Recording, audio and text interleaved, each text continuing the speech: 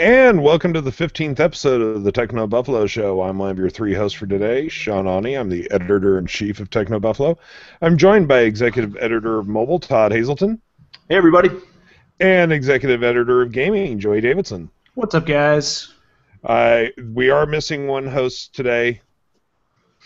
Yeah, the beard. The Sean Beard has departed for the summer. The Sean Beard Experience. That actually was the name of my Doors cover band in the 80s. Apologies to everyone. I was not thinking when I scheduled this episode, and I realized as I look over that USA and Germany are just about to play. So apologies, everyone, but we had to have the show at some point. I mean, you can do both. That's what I'm doing. And yesterday we had Google I/O, so that precluded us from being able to do this.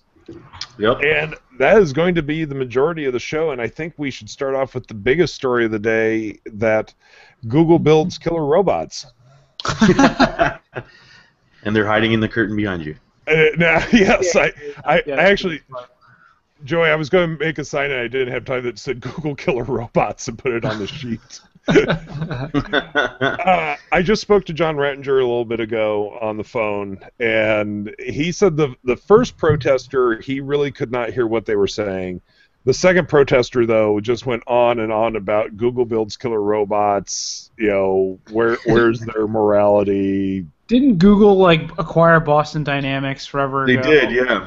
Yeah. So, I guess tinfoil hat wearers have an inkling of evidence that maybe, maybe they are building killer robots, but I don't think so.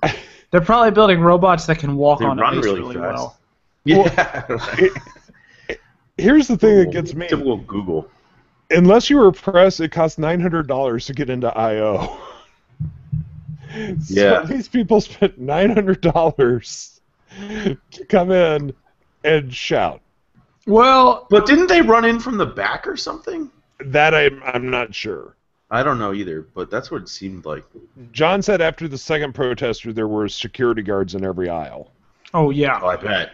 It's ridiculous, though. I don't know. But beyond the protesters, it was an interesting Google I/O, and I think we can just go around the table here, and Todd, let's start with you. What was the one thing that really stood out to you as the big announcement?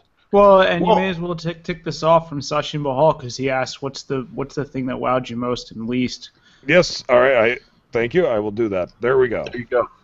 To me, it was more of the whole takeaway, the theme of the event, which is sort of very much Android everywhere, because they talked about Android Wear, Android Auto in the car, Android TV, Google Fit, the health platform. So it's Android literally everywhere, and I think that was the biggest takeaway for me, because we haven't seen it in other places like that before in the past, where Google tried with the Nexus Q to have this home. I always laugh at that product. This central home hub.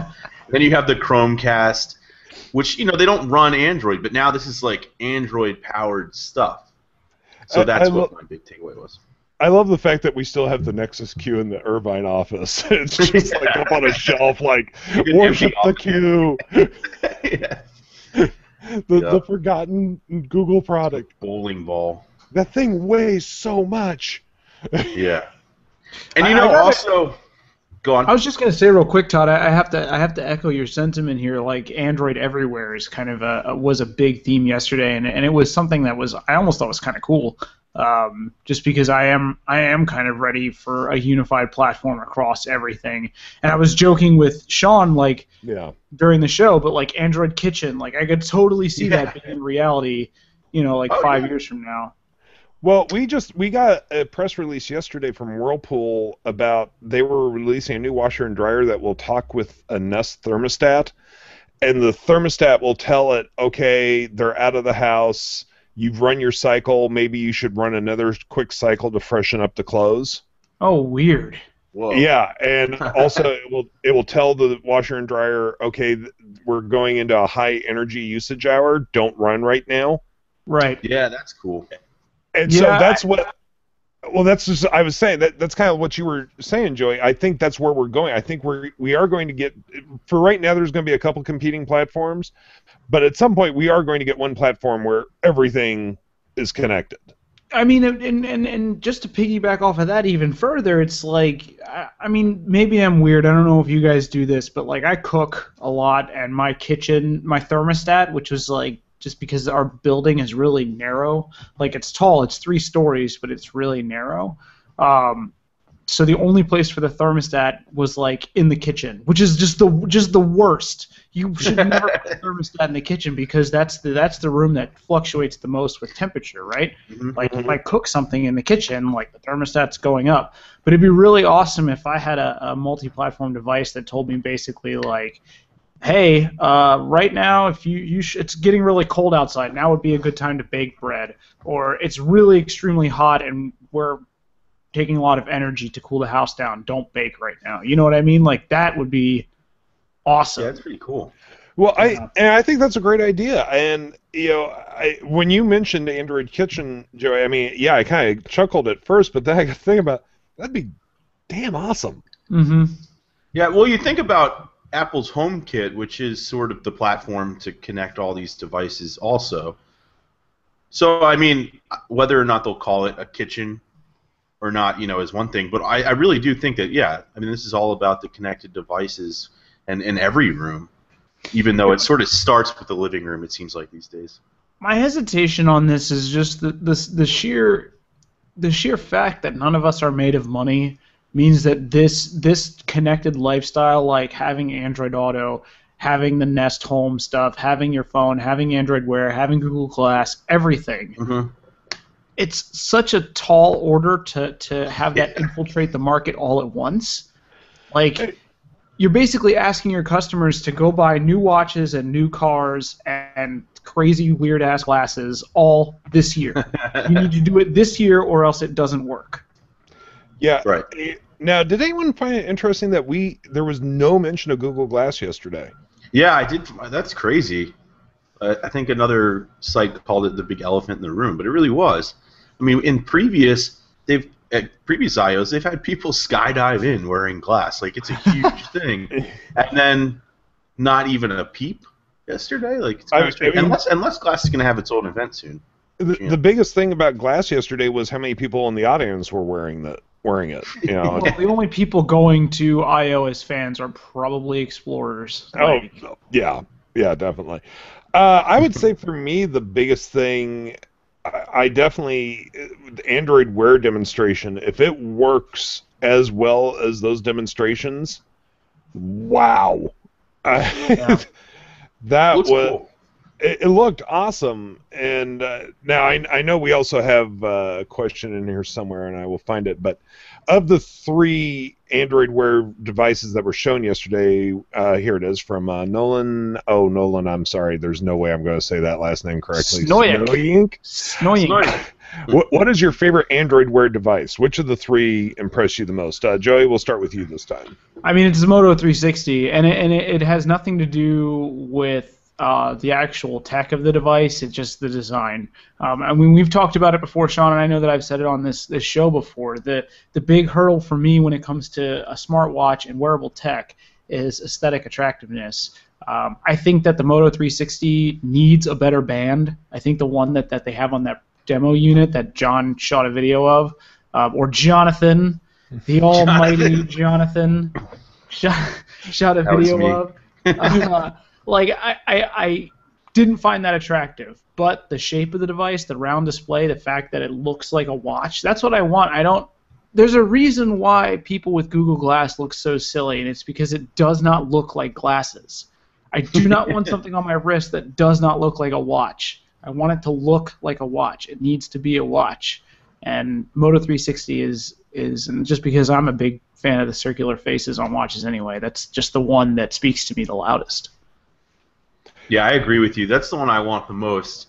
I ordered the G Watch yesterday, and really the only reason, and because I don't think either the G Watch or the Samsung look particularly good at all. The only reason I went with the G Watch is because it had a slightly bigger battery, and I know that the one thing I hate about wearables is poor battery life, and I'm not expecting much out of this. I know some people were saying like 36 hours if it's always on, and more if you have the screen going on and off, which just looks weird. So I don't know. The two things that I was, Sean, I want you to pick your favorite, but maybe we can segue into this. Yeah. Battery life and cost. Now we know that the LG is 200, right? That's 199. 229. 229 for the LG G Watch, yeah. Will the Moto Yeah, be cheaper based on what Google's already done with like the Moto X and everything? We don't know. I think it's going to be the most premium product, actually.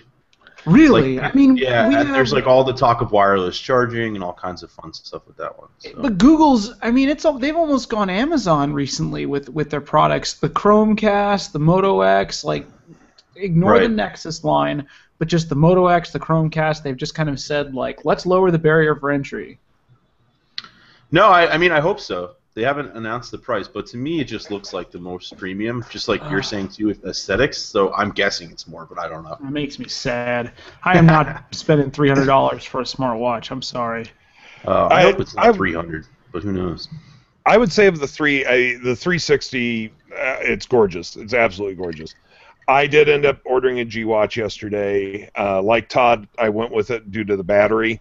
It was $30 more than the Gear Live, but the battery was a big selling point to me. Now, the Gear Live said on its page, its information page, it said 1 day of battery life. The G Watch did not say how long it would last, but considering it's got a bigger battery and a smaller screen, I would say probably 36 hours, like you said, Todd. Yeah, that's what a product manager was telling people, I guess. Which, I mean, I don't know. That's still really bad, actually. Like, charging a watch every day is the most annoying thing in the world. And I also didn't go with Samsung Gear Live because that heart rate monitor, like, if anybody's buying it for that, you're crazy because it doesn't work well on the other watch. I mean, it kind of works, but, like, it's not good, and you can't use it when you're running or anything, so there's no point. I don't really, if I can be completely honest with you, I think that heart rate monitors are some of the more ridiculous pieces of tech that I just don't see. It's crazy. Like heart rate manometers, and pedometers.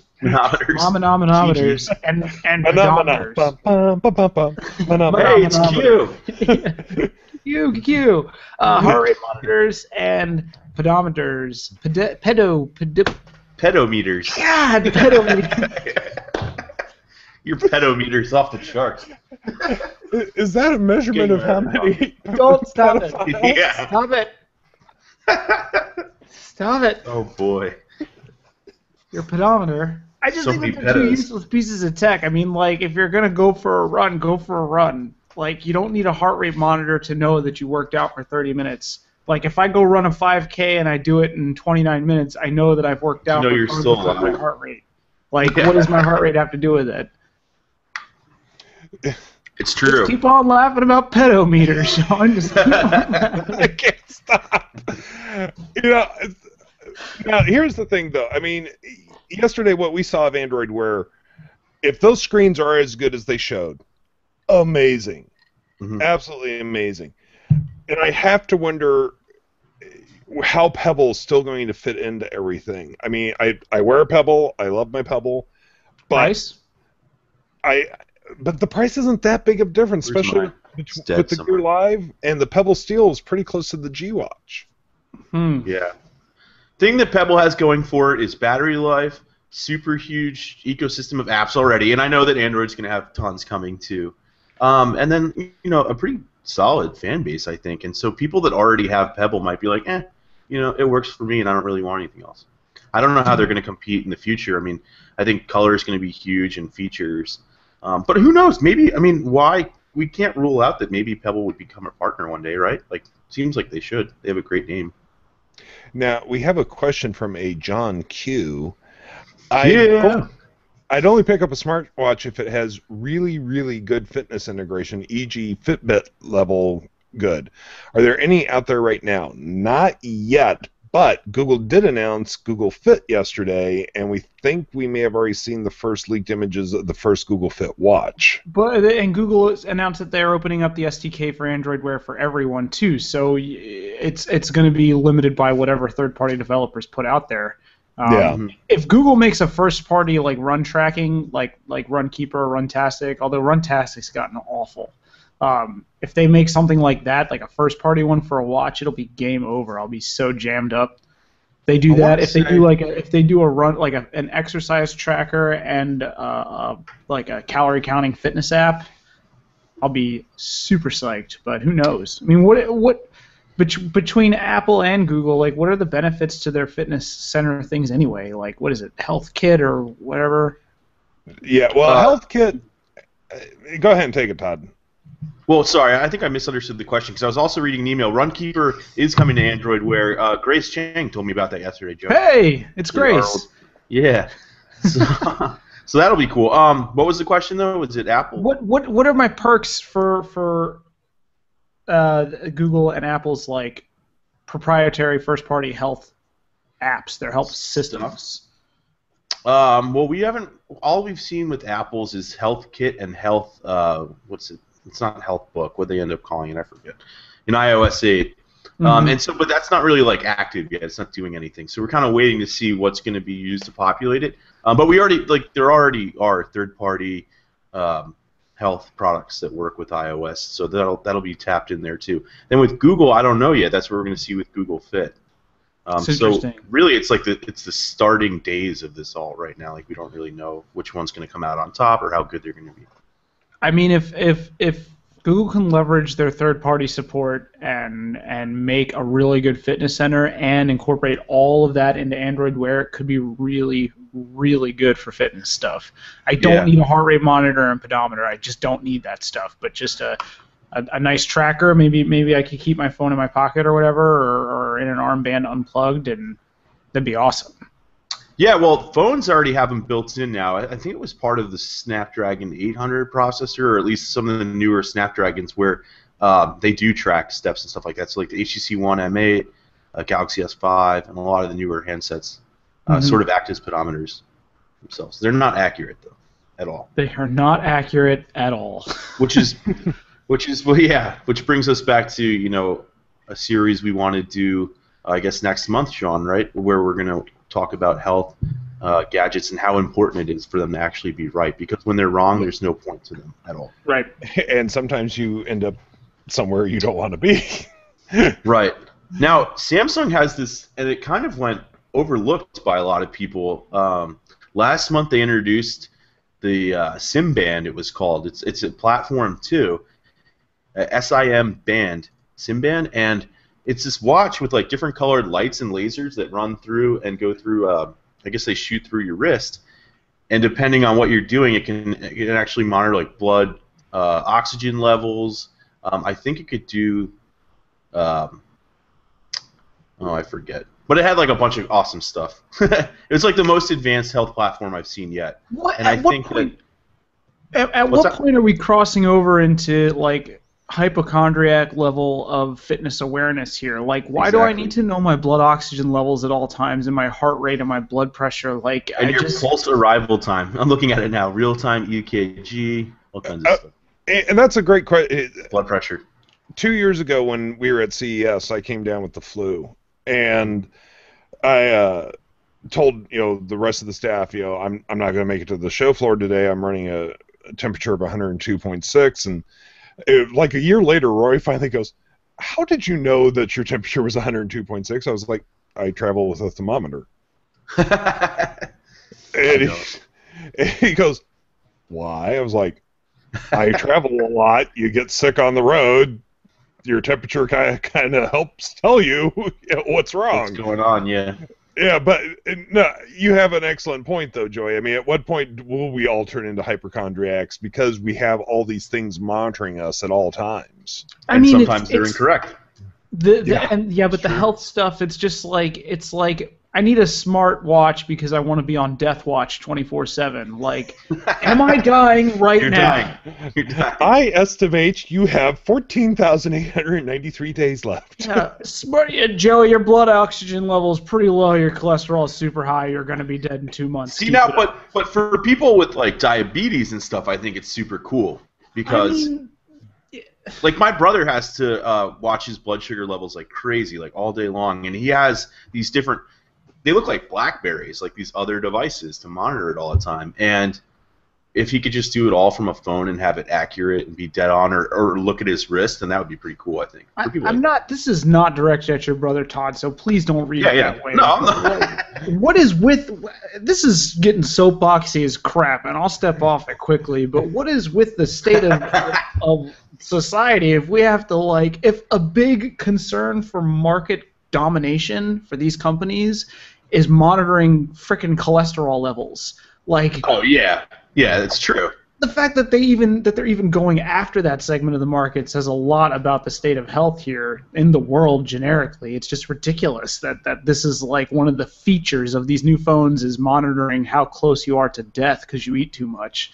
I know, it's crazy. Like who needs to know that? If you have regular blood pressure, I think you're supposed to get it checked like once every 2 years. Yeah. Like, why do you care on your wrist? Like, Gotta wake check up in the in. morning. Good to know. Got check in. That's ridiculous. No, I tend to agree with you. You know, I mean, now that being said, my parents who are getting older and do have a lot of health issues, I could see some of the stuff for them, but for your average. And for them, they're like, oh, it's too complicated. I mean, in general, older people are like, oh. Exactly. Yes, that is exactly where I was going. It's way too over their heads. I love my parents to death. Luckily, they don't watch the show. But I can just If it see was on Netflix.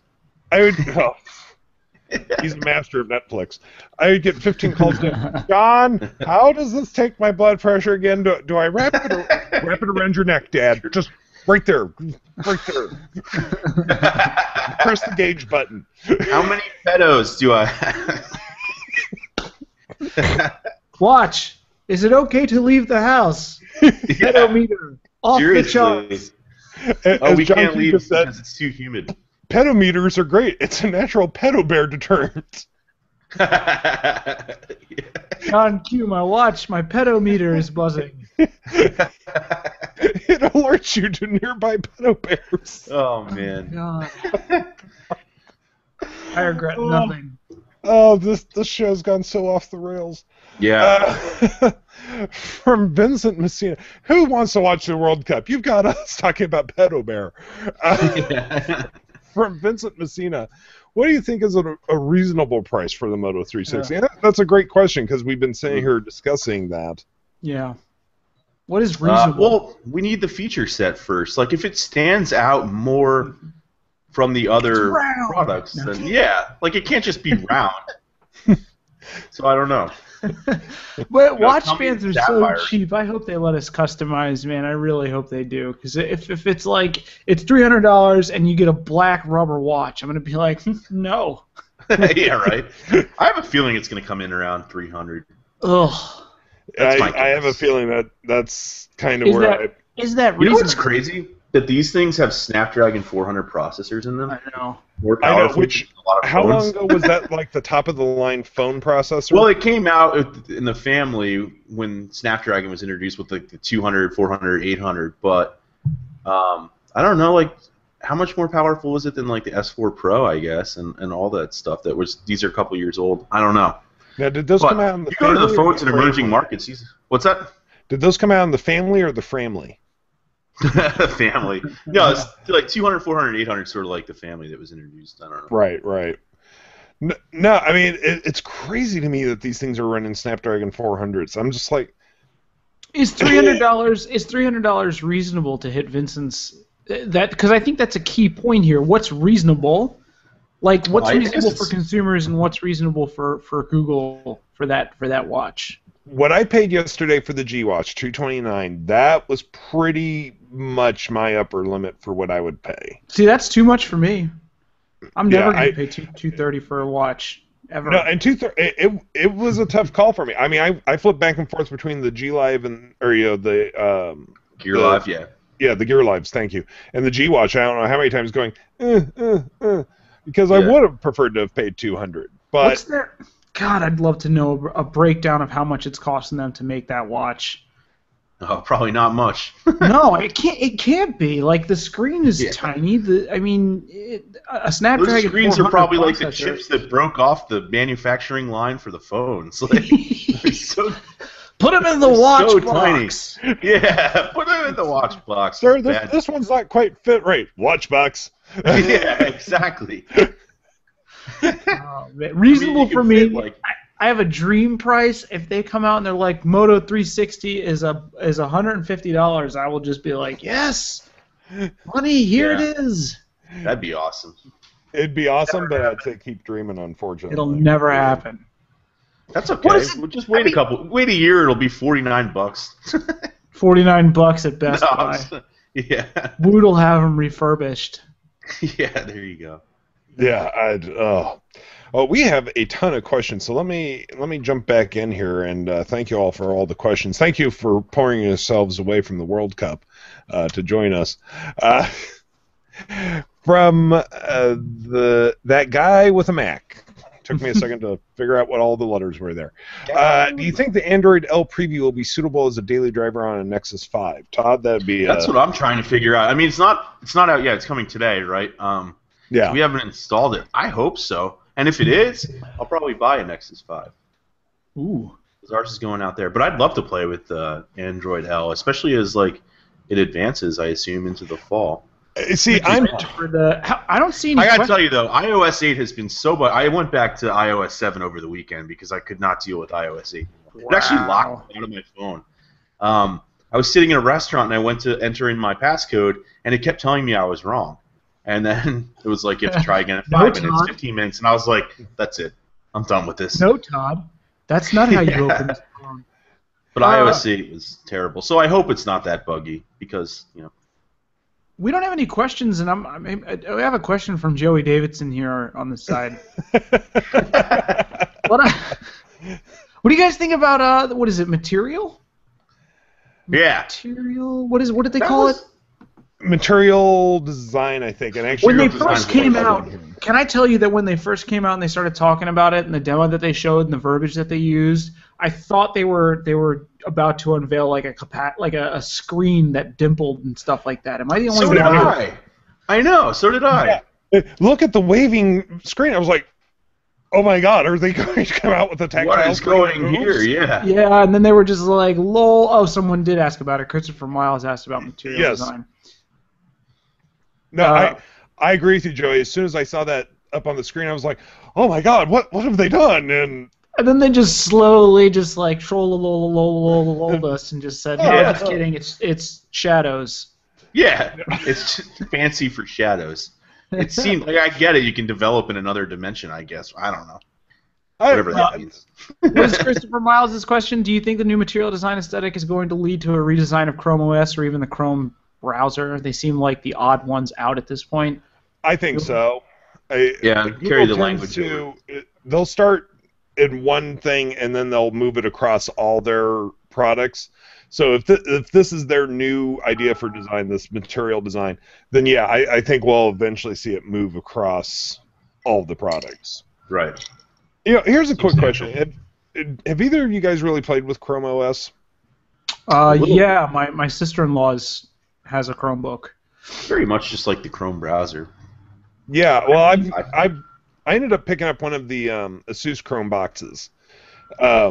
Again, for my family because they're getting older and they don't move around as much. So I hooked it up to our television, and then that way they can sit on the couch and use it.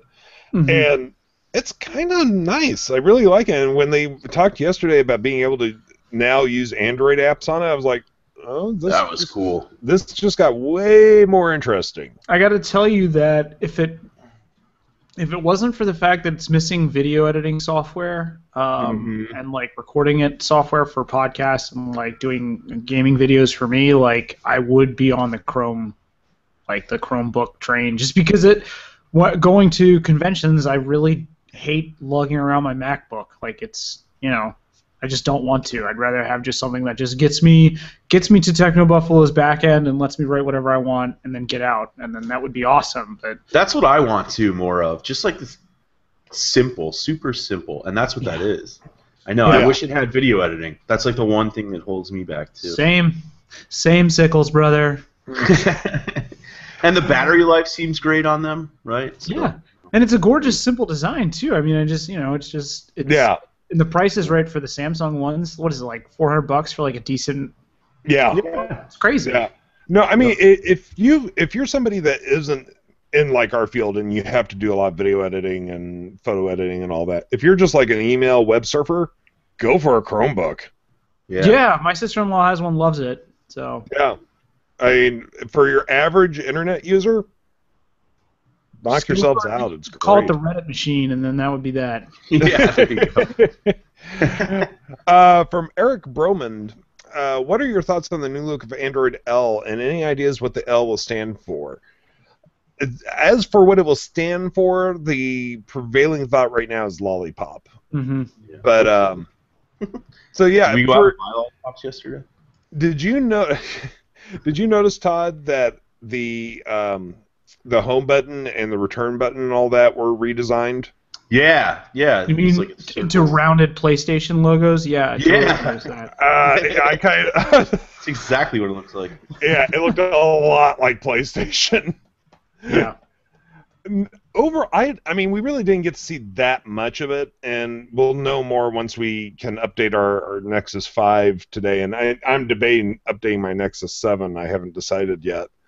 But, yeah, I mean, what we saw looked interesting, but it really, I think, was just like a taste. Mm-hmm. Well, I mean, obviously, they didn't even name it yet, officially. Yeah. You know? Well, they only showed us screenshots and stuff. Which isn't that the first time they've done that, Todd, where they just called it by the letter? Yeah. Yeah.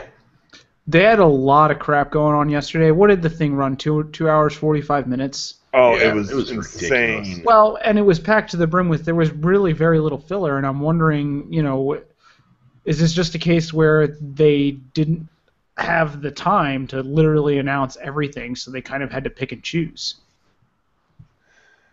Yeah. That's possible. But also, that's the other thing that was bothering me yesterday a little bit. I get this is a developer show, but they literally had nothing finished. Like, there wasn't a real Chromecast update yesterday. Like, it's just all this stuff coming this fall, which is great. But I kind of wanted something yesterday. I mean, like, last year it was, like, Chromecast or whatever. I don't know. Well, I mean, you got your watch. Yeah, we got the watches, but that was announced back in March, so we've been waiting for that for a while, too. I don't know. I mean, just me. Yeah, I kind of agree with you, but at the same point, I think that it is a developers conference, which is why so many people were jammed up when they were like coding, and we're just like, yeah, we're like, what is? I don't know. No, I hate to say, when we got to the coding section, I could hear you all zone out. And I'm sitting there going, ooh. No, and then, at one point I just turned to Todd or Sean, and I'm just like, dude, I got video games to play, man. I gotta go. Yeah, like, what is this? I gotta go. I can't do this. Once again, showing that Joey has the best job ever. Dude, I'm sorry. I've got to go play video games. Too many video games just showed up. Got to get out of here. Something we really haven't touched on from Sasha and Bahal. What are each of your thoughts, especially Sean's, on Android TV, and how does it contribute to gadget overload? The first thing that struck me, wow, it looked a lot like Fire TV. Looked a lot like Fire TV. I'm going to have to wait until I actually get my hands on it before I make any sort of final determination, because all right, great, so you can, it knows what you're watching, you can pull up information on it. Okay, well, what's the pass-through going to be on that? Which systems does it work with? Am I just going to patch my DVR through it and then do a pass-through to the television? There's a lot of questions about it. I think when they said the ones that will be built into televisions, though, that interested me more than a set-top box in this particular situation. Yeah. Yeah, they might be the first ones to do it right. Because WebOS from LG looks pretty good, but the smart TV features are terrible. We've gone over this in other shows before, but they're so clunky. So Android could be a good option there. Every manufacturer's built-in smart stuff is clunky as all get out. What I think Google is trying to do here between the television and the auto stuff, I think that they're just saying, like, I feel like they had an internal powwow, like, these guys are doing garbage jobs at creating these platforms. Let's just step up and make one that all of the manufacturers can use. They can stop spending money on R&D for platform design, and we can just come in and say, use our service, and then all of a sudden you have a win-win for both parties. Especially because they're already partners in mobile. Like when you look at Samsung, LG, Sony, all these. You know. Yeah. Why don't you just let us build your TV OSs on our own, and then you guys don't have to worry about spending that money. And Roku kind of did the same thing this year at CES. They announced that some televisions were going to come with Roku built in. But yeah, see, I was kind of in the market for a television this year. I'm going to hold off now and wait till next year and see what's up, especially with Sharp. You know, Sharp had some gorgeous televisions this year at CES. Yeah, they did. And, now they're saying, that they'll be coming with, Android TV built in. It's a definite deciding factor for me. Mm-hmm. Yeah. So Android TV, I'm going to have to wait and see what's going on before I make any sort of decision there. Now, let me look through here. I know we've gotten some stuff about Android in the car, and we have not touched on that yet. I cannot believe how much there was yesterday. It was just one thing after another. Yeah. But while I'm looking for an Android car question here, I mean, what do you guys think about the idea, the basic idea that your phone will be powering all of this? It's cool. I think it's really cool. I mean, it's really similar to the way that Apple's doing it, kind of. I mean, in the fact that it's all powered by your phone, and then the automaker, I guess, is building like sort of support in for it. But like, I think there was a lot of confusion when Apple launched CarPlay that like this was a console like sold by Apple, which is not true. It's actually powered. And actually, I found the question from Christopher. Made by BlackBerry. The question from Christopher Miles is: Android Auto or CarPlay the more elegant solution in your opinion? I actually am leaning towards Android Auto. Looks good. I don't know. I feel like it's people, whatever ecosystem you're in, it's really becoming a huge battle of the ecosystems, and it's really whichever one you're in. Yeah, it's like demanding pocket space. Yeah. Well, what intrigued me about Android Auto was the fact that everything is kept on the phone. So if let's say I go out to Irvine 3 or 4 times a year and I rent a car, the idea that I could get in a rental car, plug in my phone, and boom, it's the exact same thing I have at home. Exactly. Yeah. That's a really cool idea. Yeah. That being said, though, how many people are switching cars that often? And, at home I drive a 99 Tahoe. It has absolutely no fancy features. Yeah, My Subaru doesn't have a screen, so... Yeah, exactly. Yeah, exactly. I was like, I have a 2001 Ford Explorer. Yeah, I mean, so until I buy a new car, which, honestly, I love my Tahoe so much, I'm going to make sure that thing drives until it's falling apart. Oh, I'm running mine into the ground. And running it straight into the ground. Yeah. Okay, here's the funny thing. You want to know why I will continue to drive this Tahoe as long as I will? No center console that stretches out. It's far back, so it doesn't do the full length like a lot of center consoles do now. Oh. And so, because of how tall I am, my knee, if I'm in a car with a stretched out center console, my knee's banging into the center console all the time. Yeah. So, basically, I don't have that knee, problem, so... Yeah, the knee room on the Tahoe will keep me driving that car until the end of time. That's crazy. I have my own CarPlay and Android Auto right now. I just kind of put it into a little dashboard mount. Yep. Yeah. It's quite nice, actually, as I have really 9,000 cords hanging from it. Yeah, that is it. So while Roy, they were talking about Android Auto and they talked about how it could, read your text messages out loud. I was like, I messaged Roy. I was like, that's going to be awesome for anyone that's in a sexting relationship. I'm just going to start sending whenever John is testing his stuff. I'm just gonna start texting him. Pedometer warning. Pedometer warning. Too many Why, yes, pedos. Mom. I would be happy to drive you to church in the grocery store on Sunday. Get in the car with me. Here, let me just plug in my phone first. Oh, jeez. Oh, it's gonna be awesome. Incoming message from Janelle. Thank you for last night. It was amazing. Would you like to respond? How creepy was that dude leading the Android car demo? That was just awkward. There's a lot of funny stuff yesterday. Eric Schmidt, like the mid-level developer. Did you see that? Yeah. Like Eric Schmidt. There's another guy, chairman of Google, Eric Schmidt, and then developer comes on stage. We have Eric Schmidt. I was like, that's not him. It's mother Eric Schmidt. So for anybody, like I was writing and listening, and they say like Eric Schmidt, and I'm like, whoa, he's on stage, and then of course it's not him. Roy just IM'd me and said, I don't like to hear Roy and sexting in the same conversation. Don't you mean Ray just IM'd you? Oh, there he is. Yes, Hey, Ray. Ray.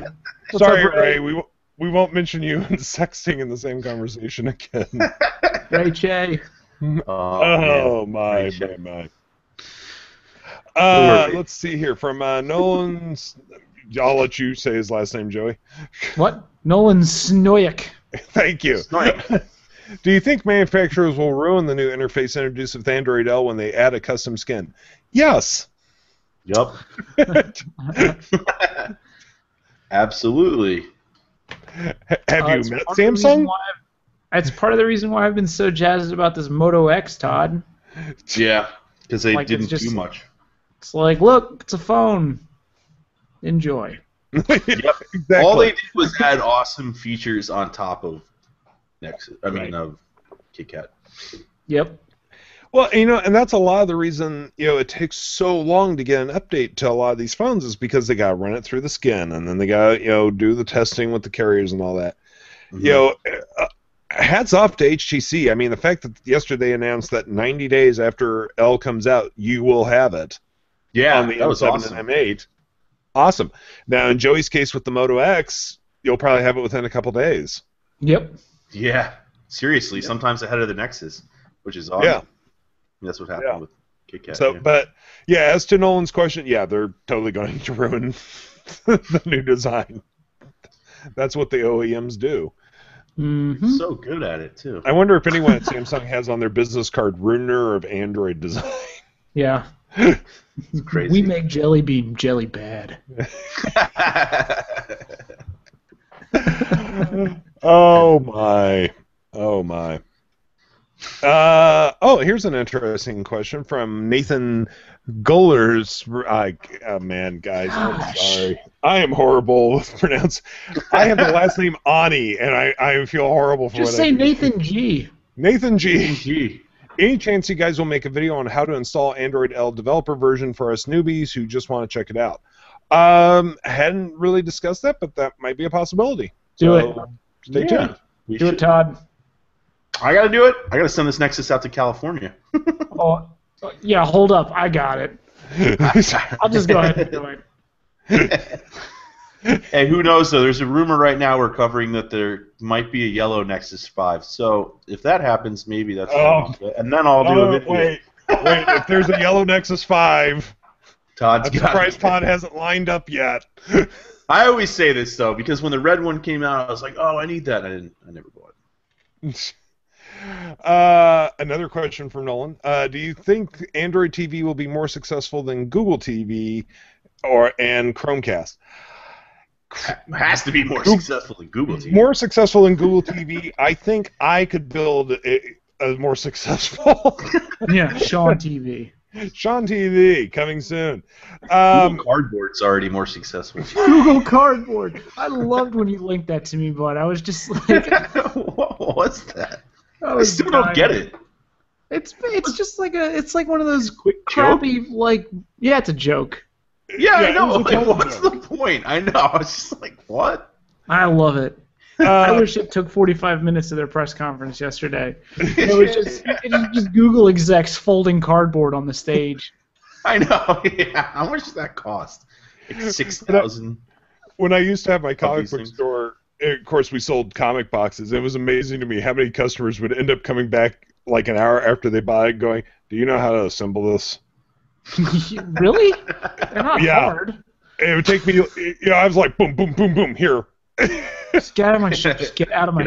Get out. Get Yeah, out. we finally got to the point when we sold a box, we would just immediately go, would you like me to assemble it for you? Oh, man. But, okay, so yes, I do think Android TV will be more successful than Google TV. Chromecast, that's an interesting question. Because Chromecast has only been $35. So cheap. Yeah. Well, you're talking about wildly different markets, I think. Yeah, And different products. It's going to do a lot more than Chromecast does. Yeah. Yes to Google TV, not sure on Chromecast. Yeah. Sean Totally TV will different be products. Sean TV will be launching in fall 2015. Sean TV.